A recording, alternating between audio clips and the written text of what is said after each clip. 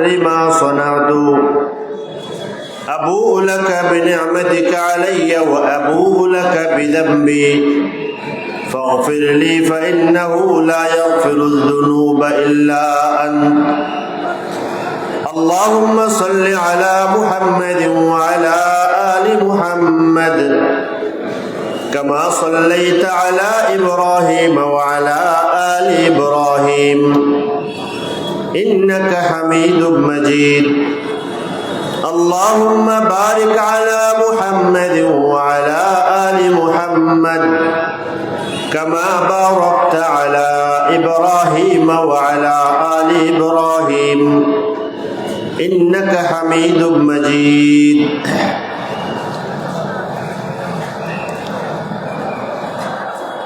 ঐতিহাসিক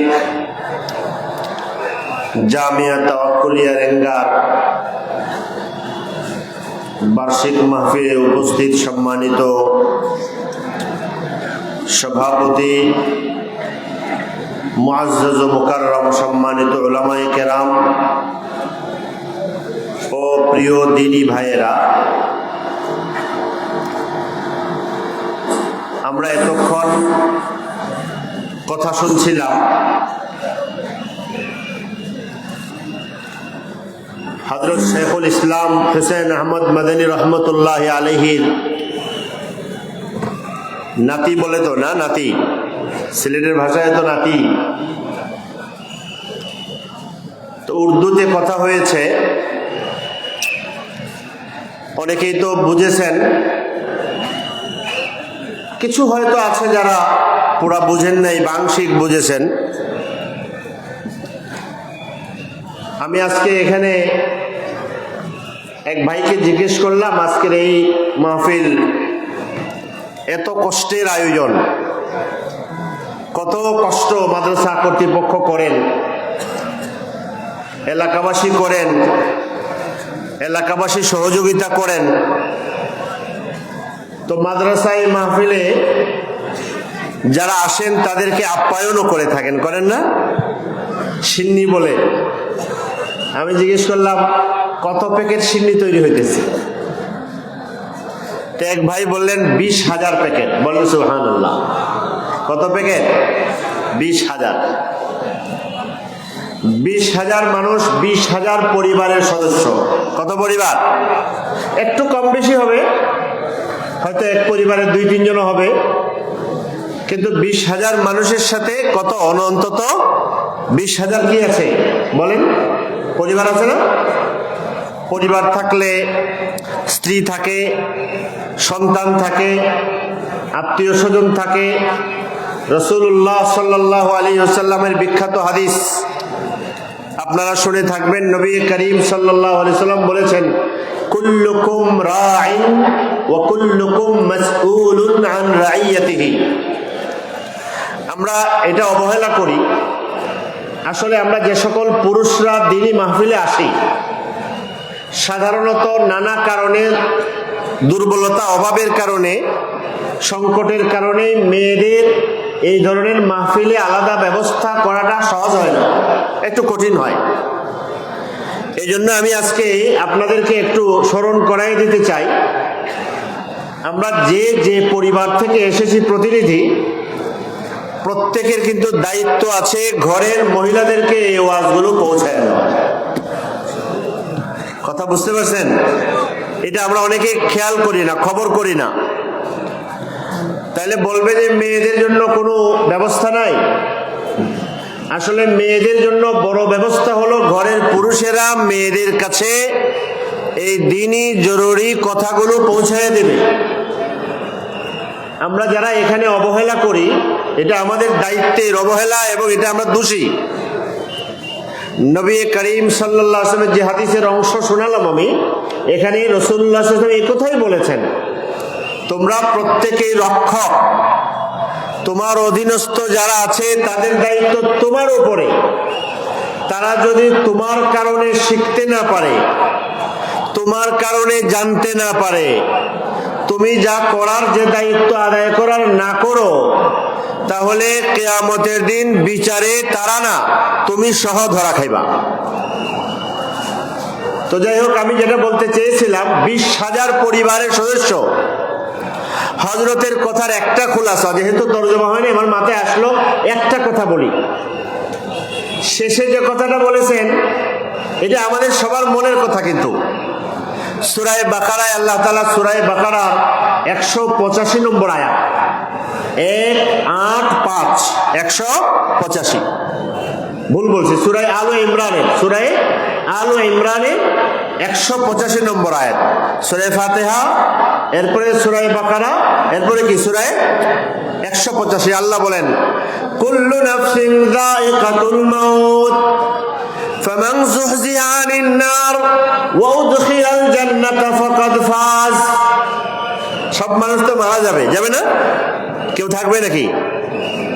এরপরে আল্লাহ বলেছেন যে জাহান্নাম থেকে বেঁচে জান্নাতে যাইতে পারলো সেই কামিয়াব হয়ে গেল। হযরত শেষে এই কথাটা বলেছেন যে আমরা যেন সবাই গুনাহ ছেড়ে, নাফরমানি ছেড়ে, আল্লাহর ভয় নিয়ে জীবন যাপন করে জাহান্নাম থেকে মুক্তি পাইয়া জান্নাতে যেন পৌঁছতে পারি। বুখারী শরীফে হাদিস আছে, রাসূলুল্লাহ সাল্লাল্লাহু আলাইহি ওয়াসাল্লাম একদম ধরে ধরে নবীর পরিবারের সদস্যদেরকে ধরে ধরে বলছেন, ফাতেমা তুমি তোমার বাঁচার ব্যবস্থা তুমি করো, আমি নবীও তুমি যদি বাঁচার ব্যবস্থা না করো আমি নবীও তোমাকে বাঁচাতে পারবো। তো হযরত যে কথাটা বলেছেন এটার একটা কথা শুধু আমি বলি, সেটা হলো মানুষ মাত্রই তো গুনাহগার, গুনাহ করে, গুনাহ অভ্যস্ত থাকে। আজকের এই মাহফিলে আমরা যারা অংশগ্রহণ করেছি, যতটুকু সময় বসেছি, একজন বুজুর্গ খানদানের মানুষ, আমি এখানে বসে যদি একটু চিন্তা করি যে আমি আজকে এখানে বসে গুনাহ থেকে তওবা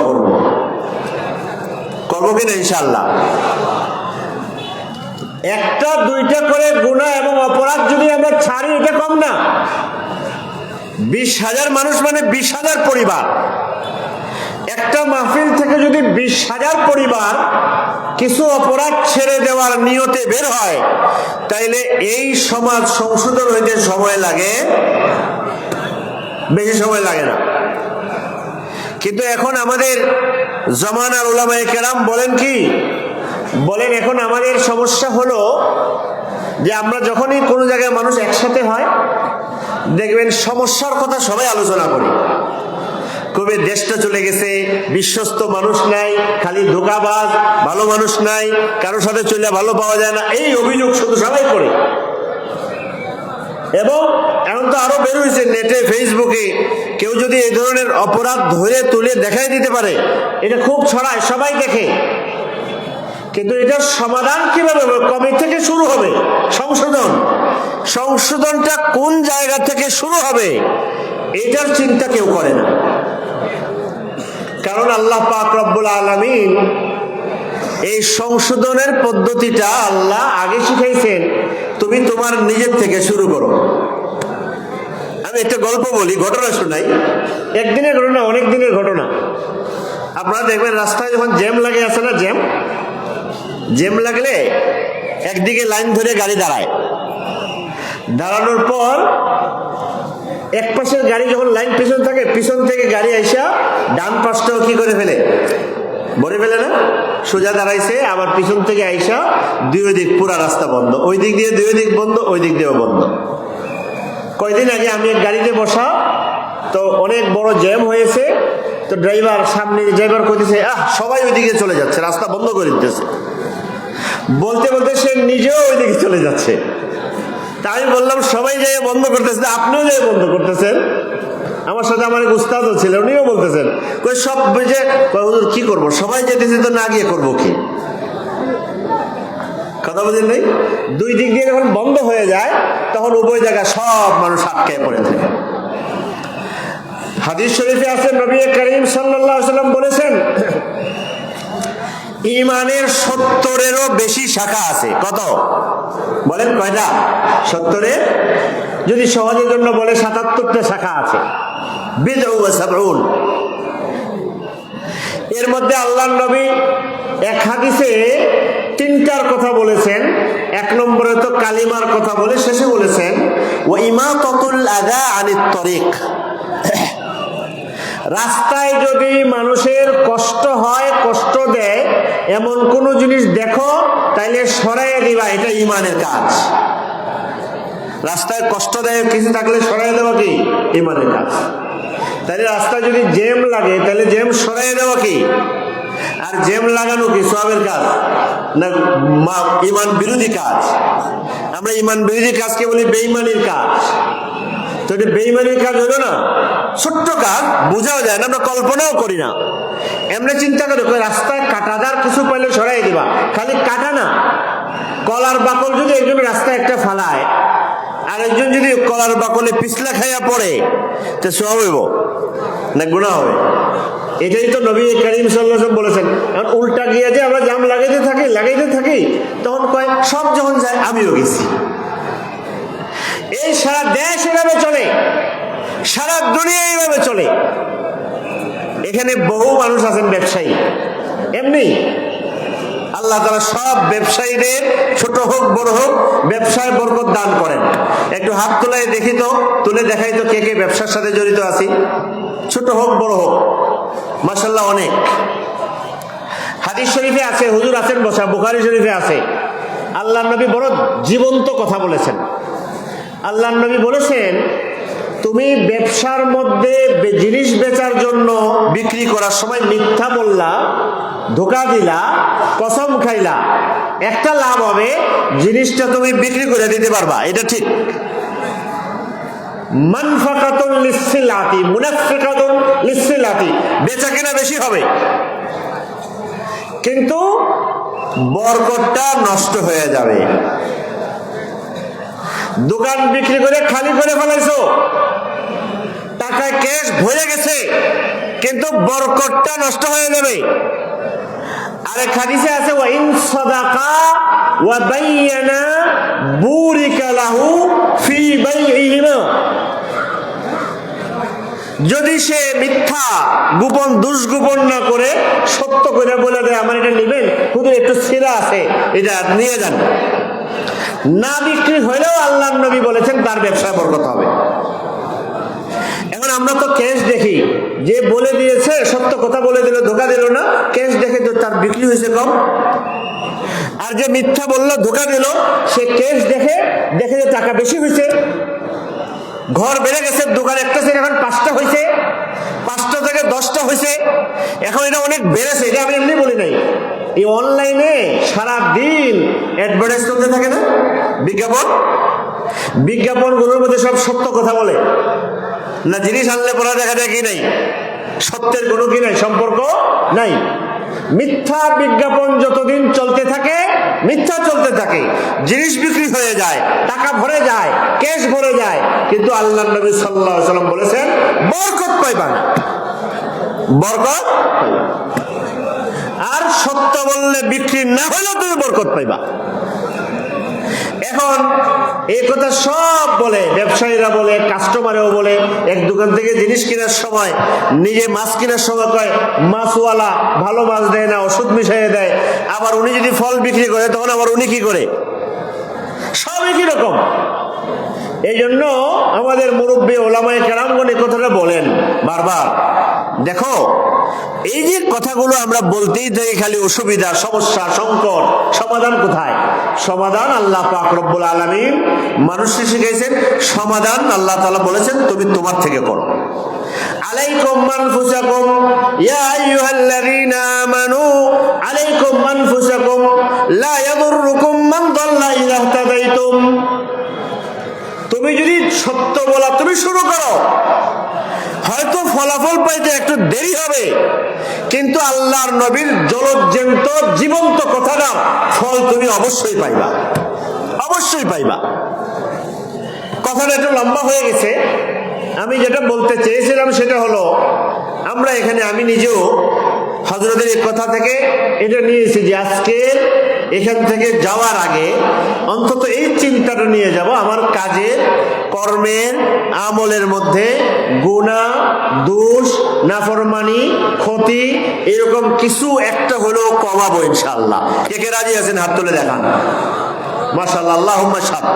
বাস, হুজুররা বসে আছেন, হুজুরদের দোয়ার উসিলায় ইনশাআল্লাহ আল্লাহ যদি কবুল করেন, এটাই সবার একটা বড় এবং আসল মৌলিক ফায়দা। মানুষ মনে করে হুজুরের সভা করে বুঝি চান্দার জন্য, না, অসম্ভব, অসম্ভব। এটার জন্য না, এটাও মানুষের, চান্দা দিলে বা চান্দা যখন হয় এটাও মানুষের ফায়দা, কিন্তু এটা আসল না।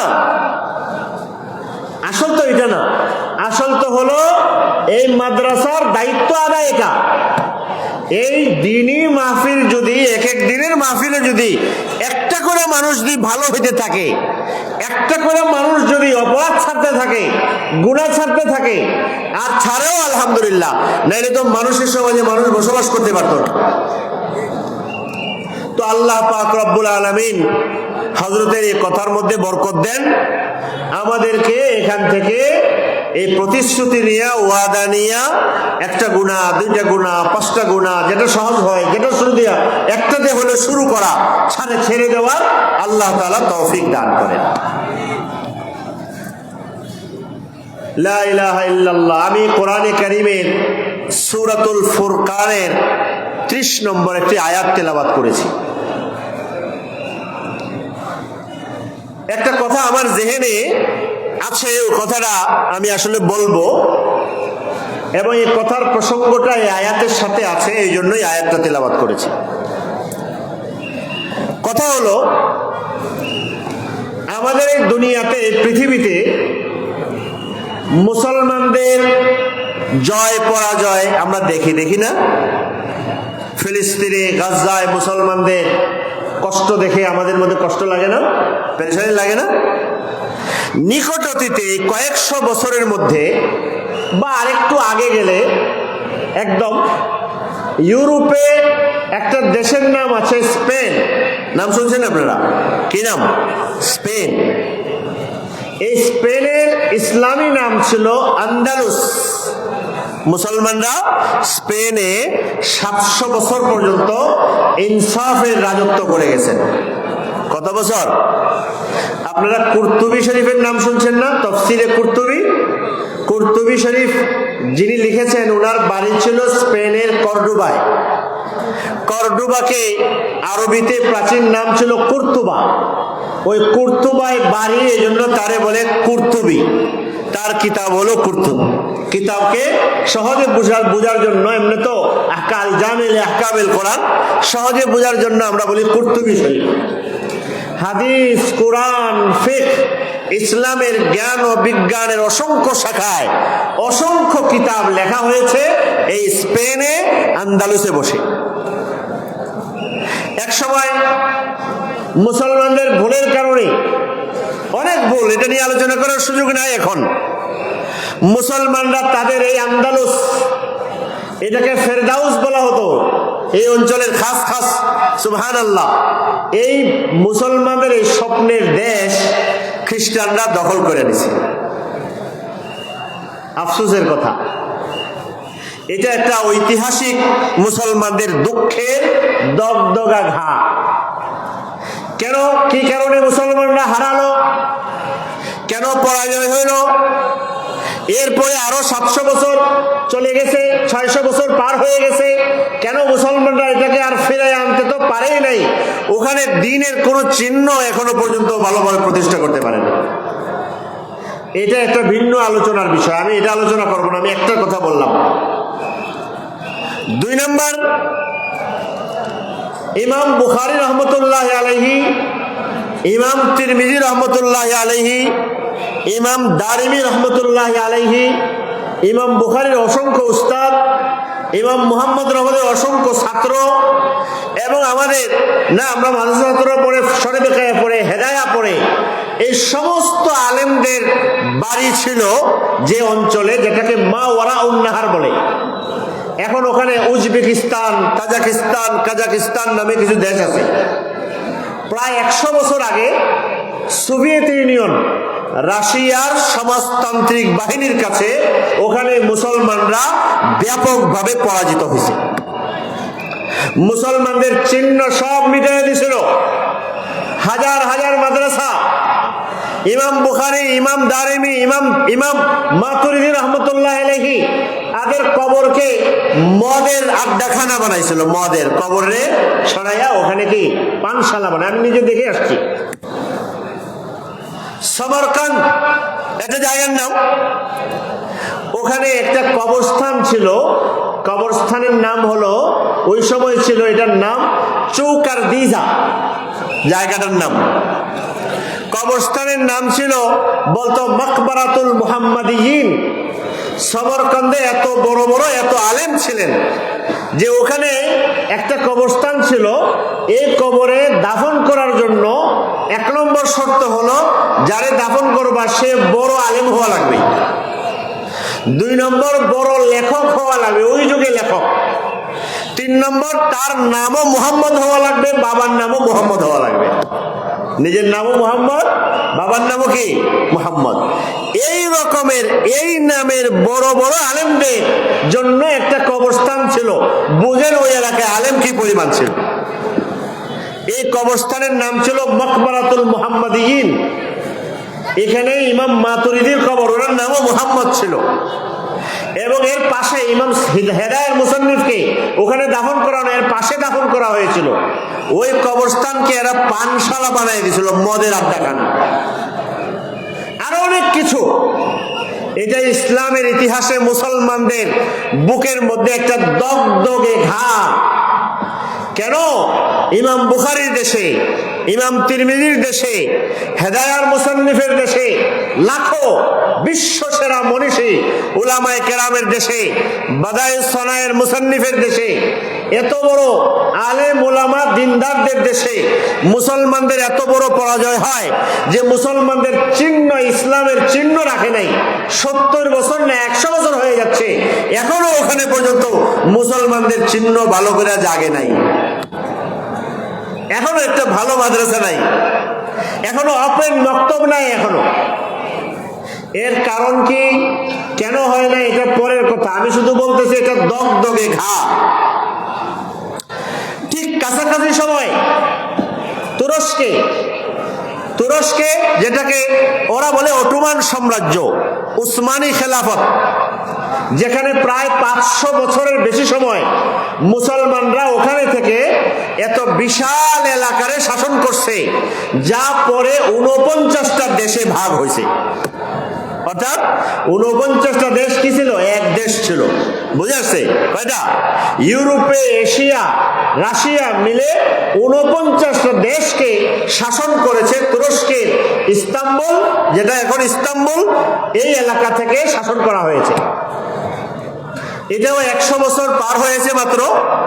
এক পর্যায়ে এখানেও মুসলমানরা মার খেয়েছে, পরাজিত হয়েছে, ইসলামের চিহ্ন নিশ্চিহ্ন করে দিয়েছে। আজানটাকেও আরবিতে রাখা হয় নাই, কোরআন পড়ার সুযোগ ছিল না, টুপি পরার সুযোগ ছিল না, দাড়ি রাখার সুযোগ ছিল না। এটাও কেন হয়েছে, কি কারণে, কেন এটা উন্নতি এখনো পর্যন্ত ওইভাবে হয় নাই, এটা ইতিহাসের ভিন্ন কথা, এটা আলোচনা আমার বিষয় না। আমি বলতেছি এটা ইতিহাসের একটা দগদগে ঘা মুসলমানদের ভিতরে।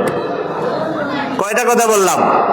স্পেনের কথা বললাম, হ্যাঁ, মাওয়ারাউন নাহার বা রাশিয়ার সাথে সংশ্লিষ্ট মুসলিম দেশগুলো এখন প্রায় 10-15টা দেশ, আর তুরস্ক সহ এই পুরা মুসলিম সাম্রাজ্যের 3টা এলাকার কথা বললাম। 4 নম্বর, ভারতে দিল্লি কেন্দ্রিক ভারত, বাংলাদেশ, পাকিস্তান, এই বিশাল উপমহাদেশে দীর্ঘদিন মুসলমানদের শাসন ছিল। এটা কি রয়েছে না গেছে? রয়েছে না চলে গেছে? প্রথম গিয়েছিল কাদের হাতে? ইংরেজদের হাতে, ব্রিটিশদের হাতে।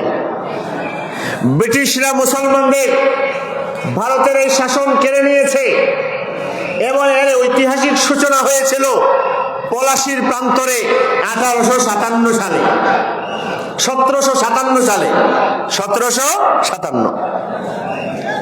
সিপাহী বিপ্লব হয় এর 100 বছর পরে 1857 সালে। ভারত থেকে ইংরেজরা বিতাড়িত হয় 1947 সালে, 190 বছর। কত বছর? মুসলমানদের, ভারতে মুসলমানদের ক্ষমতা ইংরেজরা নিয়ে গেছে এরপরে ইংরেজদের হাতে কত বছর ছিল বলেন? 190 বছর। কত বছর? 190 বছর। স্পেনের কথা বললাম, মাওয়ারাউন নাহার, উজবেকিস্তান, কাজাকিস্তানের কথা বললাম, তুরস্কে সহ এই দেশগুলোর কথা বললাম। 4 নম্বরে বললাম আমাদের ভারত, বাংলাদেশ, পাকিস্তানের কথা।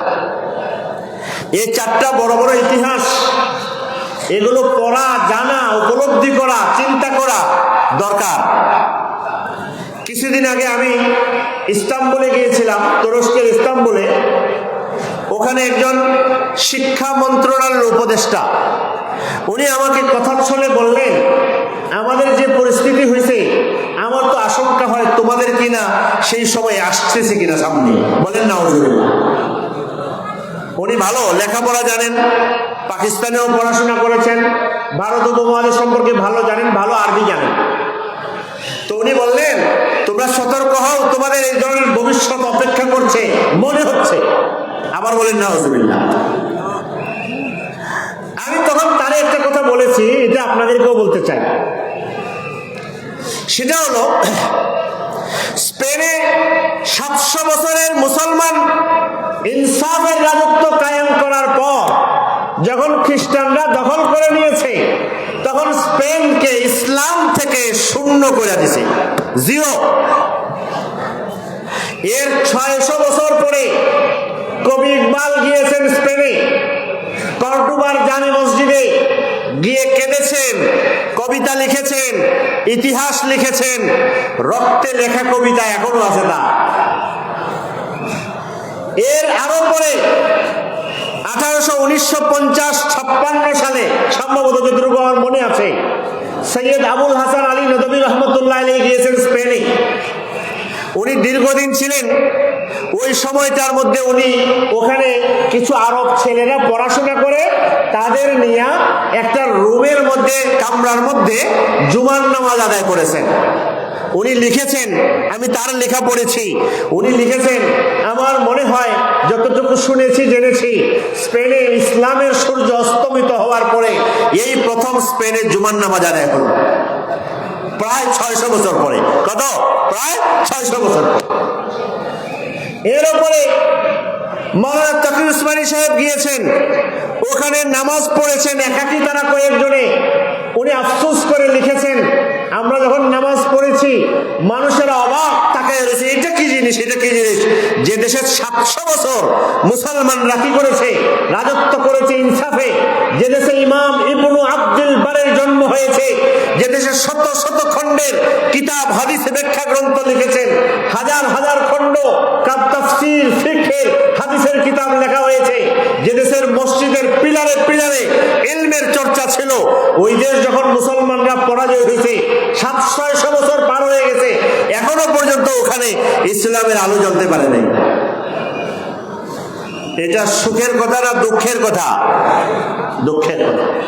আমি আজকেও পড়েছি, একজন হিন্দু লেখক নবী জীবনী লিখেছেন, তার ইংরেজি বইটা অনুবাদ হয়েছে, এটা আমরা প্রকাশ করার জন্য প্রস্তুত করছি। আমি এটা দেখতেছিলাম, তখন পড়তেছিলাম। তিনি কিছু ইউরোপিয়ান লেখকের উদ্ধৃতি দিয়ে লিখেছেন, তারা এই কথা স্বীকার করছে, ইউরোপকে মুসলমানরা স্পেনের স্বাধীনতার সময় যে সভ্যতা শিখিয়ে গেছে, যে আদর্শ শিখিয়ে গেছে, যে আখলাক শিখিয়ে গেছে, যে জ্ঞান ও বিজ্ঞান শিখিয়ে গেছে, এই ঋণ ইউরোপ কোনোদিনও স্বীকার করতে পারবে না। কিন্তু আজও পর্যন্ত ওখানে বাতি জ্বলে নাই। মাওয়ারাউন নাহার, উজবেকিস্তান, ইমাম বুখারী তিরমিজির দেশে আমার লম্বা জায়গায় সফর হয়েছে, আলহামদুলিল্লাহ। ওখানে এখনো পর্যন্ত দ্বীনের চিত্র আছে একথা বলা কঠিন। ইমাম বুখারী রহমতুল্লাহ আলাইহি যে মসজিদে হাদিস পড়াতেন, এই মসজিদের একটা টুকরো অংশে নামাজ হয়, পুরা মসজিদ এখনো বিরান। ওখানে এখনো কেউ আওয়াজ করে আজান দিতে পারে না। যদিও রাশিয়া থেকে স্বাধীন হয়েছে প্রায় 30 বছরের মতো হয়ে গেছে, কিন্তু এখনো পর্যন্ত ওখানে 50টার, এত বড় দেশ, বাংলাদেশের সমান 5টা দেশের সমান দেশ, এখনো মোট মাদ্রাসার সংখ্যা মাত্র 50টা। এক এক মাদ্রাসায় ছাত্র সংখ্যা 50, 100, 150, এর বেশি নেই। সরকার অনুমোদন দেয় না, ভয় পায়, বাবাদের ভয় পায়, দাদাদের ভয় পায়। মুসলমান 95%। তুরস্কে, ইস্তাম্বুলে বা পুরা তুরস্কে এরদোগান মাশাআল্লাহ অনেক কাজ করছেন। 20 বছরের বেশি সময় ধরে তারা ক্ষমতা আঁকড়ে ধরে আছেন। কিন্তু আমাকে ওই যে বললাম তুরস্ক শিক্ষা উপদেষ্টা, ওনার সাথে এক কথা ছিল, উনি বললেন এখানে দিনদার মানুষের পার্সেন্টেজ মাত্র 6%। কত পার্সেন্ট? 6%। এখনো ওখানে মানুষের পোশাক, আচার আচরণ, চালচলন পরিবর্তন হয় না, খুবই সীমিত পরিমাণে। যেটা আমরা মনে করি দূর থেকে বলে আশা করি, এই আশাটা দেখলে, কাছ থেকে দেখলে কঠিন মনে হয়, তবুও আল্লাহ করবেন ইনশাআল্লাহ, আমরা আশাবাদী। আমার প্রশ্ন হলো, এই যে 3টা জায়গা যেখান থেকে মুসলমানদের পতন হয়েছে, শত শত বছর পার হয়ে গেছে, এই 3টার সাথে ভারত, বাংলাদেশ, পাকিস্তানের একটা পার্থক্য আছে। পার্থক্য হলো, এখন যিনি আমাদের এখানে কথা বলে গেলেন, ওনার বাড়ি কোথায়? বলেন না কোথায়? ভারতে। ভারতে ইসলামী রাষ্ট্র, মুসলমানদের রাষ্ট্র না হিন্দুরা চালায়? হিন্দুরা চালায় না? ওখানে মুসলমান নাই? মুসলমান কি মুসলমানের পোশাকে আছে নাকি হিন্দুদের পোশাকে? মুসলমানদের, ওনার পোশাক আশাক দেখেন নাই? দাড়ি দেখেন নাই? পাগড়ি দেখেন নাই? এরকম হাজার হাজার লাখে লাখে আলেম, হাফেজ, দিনদার ভারতের অলিতে গলিতে পাইবেন, এরকম দিনদার। ওনার আব্বাজান সৈয়দ আসজাদ মাদারি দাওয়াত বারাকাতুহুম, ওনার বাড়ির সামনে বসা দেওবন্দে একদিন আমাকে দুঃখ করে বলছেন আমাদের দেশে সাধারণ মুসলমানদের মধ্যে দাড়ি রাখার পরিমাণ অনেক বেশি তোমাদের দেশের চেয়ে। উনি আসেন তো অনেক বছর ধরে, বলেন তোমাদের চেয়ে আমাদের দেশের সাধারণ মুসলমানদের দাড়ি রাখার পরিমাণ বেশি। কথা বলছেন, অমুসলিম দেশের মুসলমানদের দিনদারির হালাত উনি বলতেছেন। আমি বলতে চাচ্ছি, স্পেনে এখনো আলো জ্বলে নাই, দুনিয়ার জায়গায় জায়গায় এইরকম অবস্থা। ভারত, বাংলাদেশ, পাকিস্তানে 200 বছর ইংরেজরা রাজত্ব করে যাওয়ার পরেও এখানে কিভাবে হাজার হাজার লক্ষ লক্ষ ওলামায়ে কেরাম, কিভাবে মাহফিল করলে লাখ লাখ মানুষ জমা হয়ে যায়, হাজার হাজার মানুষ জমা হয়ে যায়। কেন এত দাড়িওয়ালা মানুষ পাওয়া যায়? কেন এত টুপি পাওয়া যায়? কেন এত দিনদার মানুষ পাওয়া যায়? কেন রাত দিনকে একাকার করে ফেলার মতো এত দিনদারি পরিবেশ পাওয়া যায়, যেটা মন্ত্রীরা বলবেন পৃথিবীর কোথাও মুসলমানদের এরকম পরিবেশ পাওয়া যায় না? কেন? এর একটা কারণ হলো, এই দেশে ওলামায়েরা ব্রিটিশের জালের নিচে থেকে, ব্রিটিশের ক্ষমতার নিচে থেকে যে কৌশল অবলম্বন করেছিলেন, দেশ রাষ্ট্র কে থাকবে জানি না, সরকার কে থাকবে জানি না, সরকার আসবে যাবে ভিন্ন কথা, কিন্তু এই দেশে 3টা কাজকে আপনাকে ধরে রাখতে হবে। একটা হলো কওমি মাদ্রাসা, দিনী মাদ্রাসা, দিনী শিক্ষা, যারা নিজেরাও শিখবে, শিখাবে, সবাই মানুষকে দিন শিখায় যেতে থাকবে, কারো পরোয়া করবে না, কারো দিকে তাকাবে না, এটা চালায় যাবে। যতদিন এই মাদ্রাসা থাকবে ততদিন ব্রিটিশ 200 না 2000 বছর রাজত্ব করলে দেশ থেকে ইসলামের চিহ্ন করে যেতে পারবে। ঠিক তদ্রুপ দাওয়াত, যতদিন পর্যন্ত এদেশের মানুষরা দ্বীনের দাওয়াত, মাহফিল, মানুষের হাতের পথে লাগা, নিঃস্বার্থভাবে মানুষকে সত্যের পথ দেখাইতে থাকা, এই কাজ যতদিন জারি রাখবে, তাসকিয়া, মানুষের আত্মার সংশোধন, ইসলাম, মানুষকে খাঁটি মানুষ বানিয়ে দেওয়ার মেহনত যতদিন করবে, 200 বছর ব্রিটিশরা সবচেয়ে বেশি শক্তি, সবচেয়ে বেশি ক্ষমতা, সবচেয়ে বেশি কৌশল প্রয়োগ করার পরেও এদেশের মানুষের মাথা থেকে পাগড়ি নিতে পারে নাই, টুপি নিতে পারে নাই, দাড়ি নিতে পারে নাই, দিন থেকে ইমান নিতে পারে নাই। এখনো ভারত, বাংলাদেশ, পাকিস্তান ইমানদারের দৃষ্টিকোণ থেকে, দিনদারের দৃষ্টিকোণ থেকে সারা দুনিয়া ঘুরে আসলে বলতে হয়, এখন এলাকার মানুষের মধ্যে যে দিন ও ইমানের রং আছে, সেটা ততদিন থাকবে যতদিন মানুষের লোকে ধরে রাখবে ইনশাআল্লাহ। আমি এই কথাটা বলে আসছি।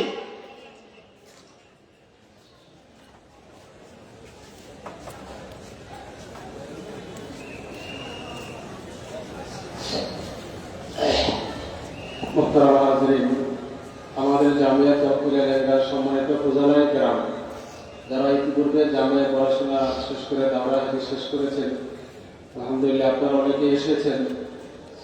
আজকে আর একটু সময় পরে 7টার সময় আমাদের মাদ্রাসার উত্তর বিল্ডিংয়ে, নতুন বিল্ডিং এটা, এই নতুন বিল্ডিং এর দ্বিতীয় তলায় আপনাদের সাথে হযরত আসাদুল কেরামের দেখা হবে, মুজাকারা হবে। যারা পূজারী কেরাম আছেন একটু মেহেরবানি করে আপনারা চলে যান উত্তর বিল্ডিং দ্বিতীয় তলা, 3 তলা নতুন ভবনের দ্বিতীয় তলা, এখানে মিশকাতের জামাতে বসার ব্যবস্থা করা হয়েছে। আপনারা মেহেরবানি করে সেখানে যান। আসাদুল কেরাম অপেক্ষা করতেছেন, ইনশাআল্লাহ হযরতের বয়ান চলতে থাকবে। এটা অনেক গবেষণা করার বিষয়, অনেক চিন্তা করার বিষয়। আমি একটু ছোট্ট করে বলি। আমি ইমাম বুখারী দেশ উজবেকিস্তান পুরা দেশ ঘুরছি আমার এক উস্তাদেরও সাথে। এটা আমি দোষ বলছি না ওনাদের, আল্লাহ মাফ করেন, কিন্তু ওখানে এরকম মানুষ আমার নজরে পড়ে যায় যে নবী করিম সাল্লাল্লাহু আলাইহি ওয়াসাল্লাম পুরা দাঁড়িয়ে আছে এরকম সারা দেশে একজন। নবীজির বহু হাদিস হুজুরা বলবেন, নবী করিম কত কড়া ভাবে বলছেন টাকুর নিচে কাপড় পরা সব না, হারাম। হারাম মানে মারাত্মক। মাসকালা মিনাল কাবাইনি মিনাল ইজার ফিন্নার। হযরত ওমর রাদিয়াল্লাহু আনহু যখন এই আহত হয়েছেন, বুখারী শরীফের রিওয়ায়াত কাছে আহত, পেটে ছুরির আঘাত, নাড়ি ভুঁড়ি বের হয়ে গেছে, ওষুধ খাওয়ার পর ওষুধ পেট দিয়ে বের হয়ে গেছে, শাহাদাতের জন্য সময় কমতেছেন, উনি আল্লাহর কাছে দোয়া করতেন, আল্লাহ আমাদের শহীদ মওত দেন, আবার মদিনায় মওত দেন। ওয়াজআল মাউতি ফি বালাদি রাসূলি। আমার মরণ যেন কোথায় হয়? আর মদিনা শরীফে শহীদ কেমনে হবেন? মদিনা শরীফে তো কোনো দুশমন ছিল না, কেউ মারার মতো নাই। আশ্চর্য, এর চেয়ে বড় নিরাপত্তা তো কোথাও ছিল না। সাহাবায়ে কেরাম এক সময় বলতেন, ইয়া রাসূলুল্লাহ, আমরা যে অস্ত্র ধারণ করেছি মক্কায় মজলুম ছিলাম, মদিনায় আসার পরে খালি যুদ্ধ আর যুদ্ধ, আমরা শান্তি পাবো কবে? নবী করিম বলেছেন, পাইয়া যাবা, এমন শান্তি পাইবা এই শান্তি কেউ কেড়ে নিতে পারবে না। তো ওমরের জন্য দোয়া করছেন শহীদ হওয়ার জন্য। এটা ভিন্ন ইতিহাস। নামাজ, ফজরের নামাজরত অবস্থায় এক গোলাম, অমুসলিম গোলাম, যার উপরে কত ইহসান করা হয়েছে, মদিনায় থাকা দেওয়ার সুযোগ দেওয়া হয়েছে, সে নামাজরত অবস্থায় ওমরের পেটে ছুরি মারছে। ওমরের যখন অসুস্থ, একদম শেষ মুহূর্ত বলতেছে, একটা যুবক ছেলে, সাব ইয়াংম্যান, সে যারা আছে না কথায় খুব কটু থাকে, কথা খুব সুন্দর, সে ওমর রাদিয়াল্লাহু কাছে আসছে, আয়েশা খুব শান্ত লাগছে, আপনি তো খুব ভালো ভালো ভালো কাজ করছেন, হ্যাঁ আল্লাহর কাছে ভালো ভালো পুরস্কার পাইবেন বলে সান্ত্বনা দিয়ে চলে যাচ্ছে। ওমর রাদিয়াল্লাহু খুব আরামে আছেন না শাহাদাতের আগ মুহূর্তে কঠিন পেরেশানিতে এই সময় ওমর একজন মেয়ে নিয়ে আসো, এর ফায়দা টাকুর নিচের থেকে তুমি কাপড় উঠাও। ওনার তো সময় এত দরকার ছিল না, টাকুর নিচে কাপড় কি কাপড় না, এরকম বেহুশ অবস্থায়, এরকম কঠিন মুহূর্তে তার তো মক্কা মদিনা নিয়ে চিন্তা করার কথা ছিল, মহাবিশ্ব নিয়ে চিন্তা করার কথা ছিল, আখিরাত নিয়ে চিন্তা। তিনি কেন তার টাকুর নিচে কাপড় গেল কেন? এই জন্যই গেছে, নবী শিখাই গেছেন হারামটা হারামি, সব সময় হারাম, হারাম থেকে বলছিল। এখন এগুলো বলে অনেকে মডার্ন ইসলাম ফলো করে বলে, মনে করে এগুলো যদি কয় যে এগুলো বাড়াবাড়ি, হুজুরদের বাড়াবাড়ি বলে, অনেক কথাই বলে, এই টুপি পাঞ্জাবি পাগ এগুলো সব হুজুরদের বাড়াবাড়ি। নাউজুবিল্লাহ।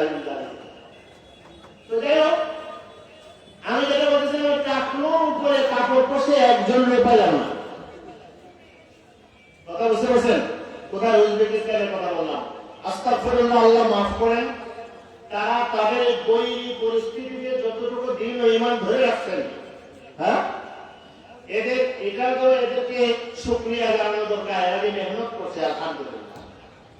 এদের প্রতি কোনো কি না, ভালো করে মনে রাখেন, এগুলো রেকর্ড হয়, এই জন্য এগুলো আসলে ইয়া লাগে। কোন কথা আপনাকে মনে করবে যে এরা যে মুসলিম দেশ, সেখান থেকে উদ্ধার করে এই অবস্থায় আসছে, আপনি তাদেরকে তিরস্কার করছেন না, কখনোই না।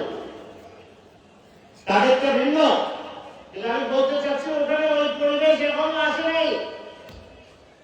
আর সাথে একথা বলতে চাচ্ছি, ব্রিটিশরা 200 বছর তুপের গোলা দিয়া, কামান দিয়া, অস্ত্র দিয়া, বুদ্ধি দিয়া, ব্রিটিশ বুদ্ধি বোঝে না।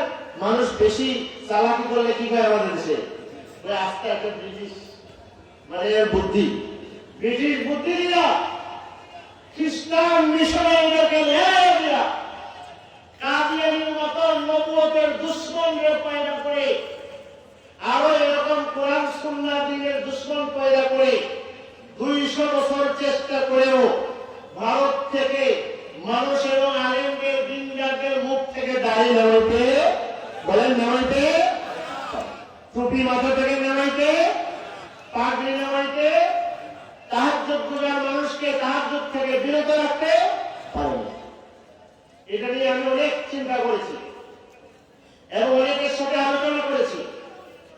আমি এগুলোতে এমনি পড়াশোনার বিষয়, সেই জন্য এটা একটা বড় কারণ আমাদের ওলামায়ে কেরাম একদম ঠিক দারুল উলুম দেওবন্দের প্রতিষ্ঠার প্রেক্ষাপট আগে পরে ইতিহাস শুনলেও আপনি বুঝবেন।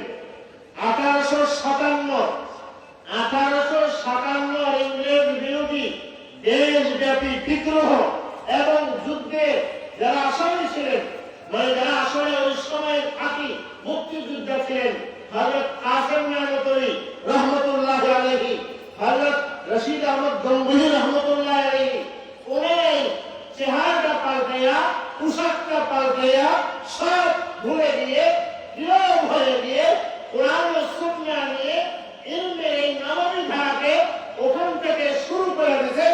যে ধারা আজকে আমেরিকার বুকে হোয়াইট হাউসের পাশে, নিউ ইয়র্কে বসে, ইংল্যান্ডে বসে, অস্ট্রেলিয়ায় বসে, নিউজিল্যান্ডে বসে, সাগরের মাঝখানে ফিজিতে দ্বীপের মধ্যে বসে, তুরস্কে বসে, জায়গায় জায়গায়, দুনিয়ার জায়গায় জায়গায় এই ধরনের যারা, যাদের বড় চাহিদা নেই, বড় বিল্ডিং এর দরকার, চাহিদা আগের থেকে থাকে না, বিল্ডিং হলেও আলহামদুলিল্লাহ, না হলেও আলহামদুলিল্লাহ, বড় কোনো ডিমান্ড নেই, বড় কোনো পাওনা তাদের নেই, দিন এম চর্চা করা, শেখানো, মানুষকে একটা একটা করে দিনদার বানানো, নবী ধারাকে অনুসরণ করে দুনিয়া জুড়ে ছড়াইয়া দিতে আজকে সারা দুনিয়ায় বেঈমানদের নাকের ডগার নিচে নিচে পাগড়িওয়ালা ইমানদার পয়দা করে। আল্লাহু আকবার। কেমনে সম্ভব হলো? কয়েকটা জিনিস আজকে অনেকে এটা ভুল বুঝতে থাকে। আমাদের দেশে যে সকল দ্বীনি কওমি মাদ্রাসাগুলো, ওগুলোর আসল কাজ কি? মৌলিক উদ্দেশ্য থাকে, কিছু থাকে প্রাথমিক কাজ, এরপরে থাকে কিছু শাখা, মৌলিক কাজ, প্রধান কাজ, অপ্রধান কাজ, অনেক কাজ থাকে। কওমি মাদ্রাসাগুলোর, দ্বীনি শিক্ষা প্রতিষ্ঠানগুলোর মৌলিক কাজ কি? আমি যে আয়াত তেলাওয়াত করেছি সূরাতুল ফুরকানের কত নম্বর আয়াত বলেছিলাম মনে আছে? 30 নম্বর আয়াত, সূরা ফুরকানের 30 নম্বর আয়াত। وقال الرسول يا ربي إن قوم اتخذوا هذا القرآن مهجورا। ওই দিন আল্লাহ নবী তার বিরুদ্ধে বিচার দেবেন। কি বিচার দেবেন? বিচার দিবেন যারা আল্লাহর কোরআন ছেড়ে দিয়েছে, তাদের নামে বিচার দেবেন। আমি আসলে এই কথাটা একটু খুলে বলতে চাই, কোরআন ছেড়ে দেওয়ার মানে কি? কোরআন ছেড়ে দেওয়ার মানে কি? ইমাম ইবনে কাসির রহমতুল্লাহ আলাইহি বলেছেন, যার মূল কথার সার কথা হলো কোরআনের যে হক আদায় করে না, সে কোরআন ছেড়ে দিয়েছে। এটা মনে রাখতে পারবেন তো না? কোরআনের যে, বলেন, কোরআনের যে কি করে না, হক আদায় করে না, সেটি বলল কোরআন ছেড়ে দিল। কোরআনের যে পরিপূর্ণ হক আদায় করলো, সে পুরা কোরআন ধরলো। যে আংশিক কোরআনের হক ছাড়লো, সে আংশিক ছাড়লো। যে পুরা ছেড়ে দিয়েছে, সে পুরা কোরআন ছেড়ে দিয়েছে। এখন আমার সহজে বোঝার জন্য বোঝা দরকার কোরআনের হক কি। কোরআনে কারিমের 1 কোরআনে কারিমে বলেন কয় নম্বরে? 1 নম্বরে হক, কোরআনের প্রতি ঈমান আনা। কোরআনের প্রতি কি? এটা তো খুব সহজ না? আমরা বক্তব্য করে গেছি আমানতু বিল্লাহ ওয়া মালাইকাতিহি ওয়া কুতুবিহি ওয়া রুসুলিহি। ওয়া কুতুবিহি মানে কি? আল্লাহর কিতাবের উপরে ঈমান এনেছি।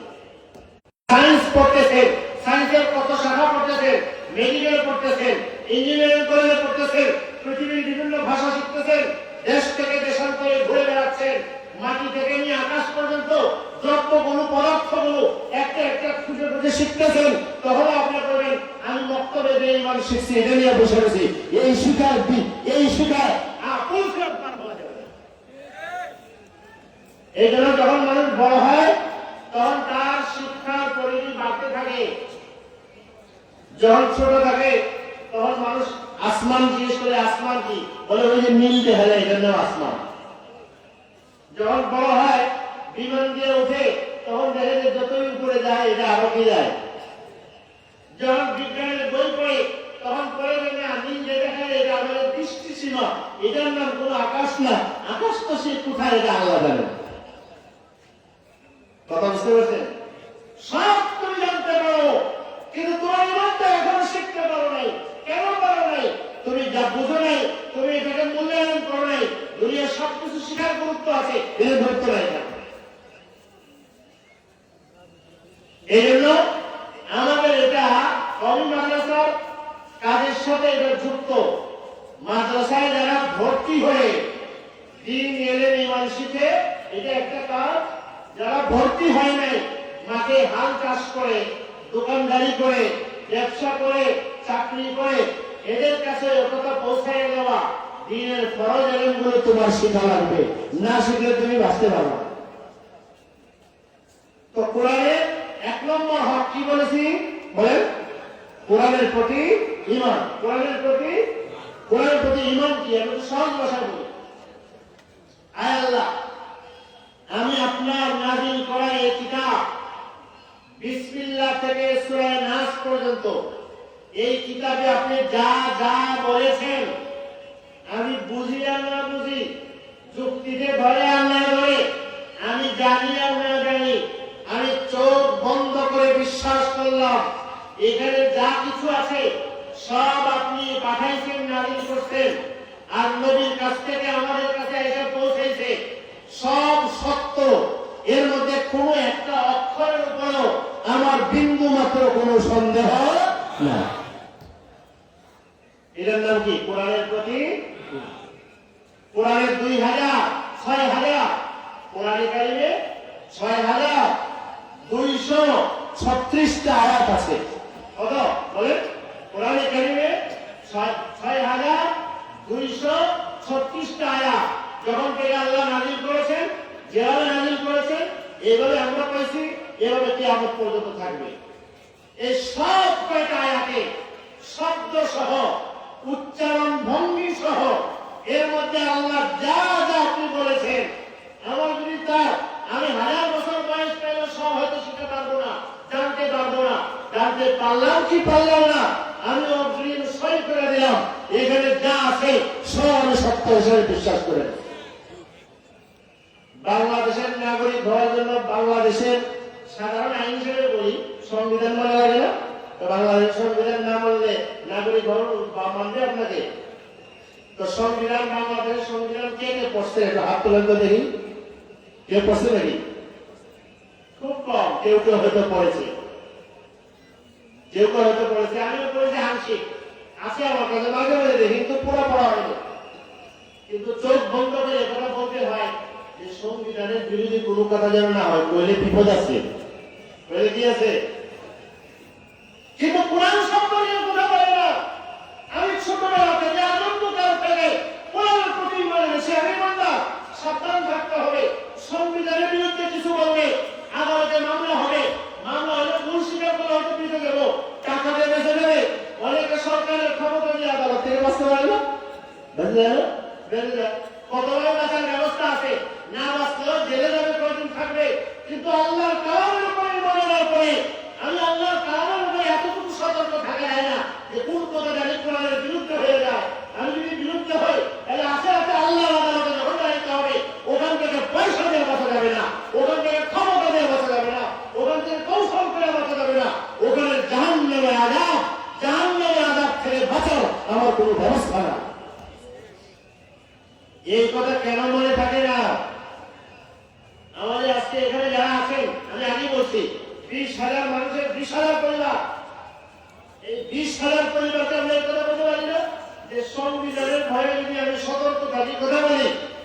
দেখবেন যারা রাজনৈতিক নেতারা বক্তৃতা দেয় তখন বিভিন্ন বিষয়ে এসে যখন কথা বলে অনেক ঘুরে পেছাই আমার মাপে নেপে নেপে কথা বলে, যাতে কোনো কথা আমার কোন জায়গায় লেগে যায়, কে কোন জায়গায় মামলা করে দেয়, পিছনে পিছনে হয়ে যাবে।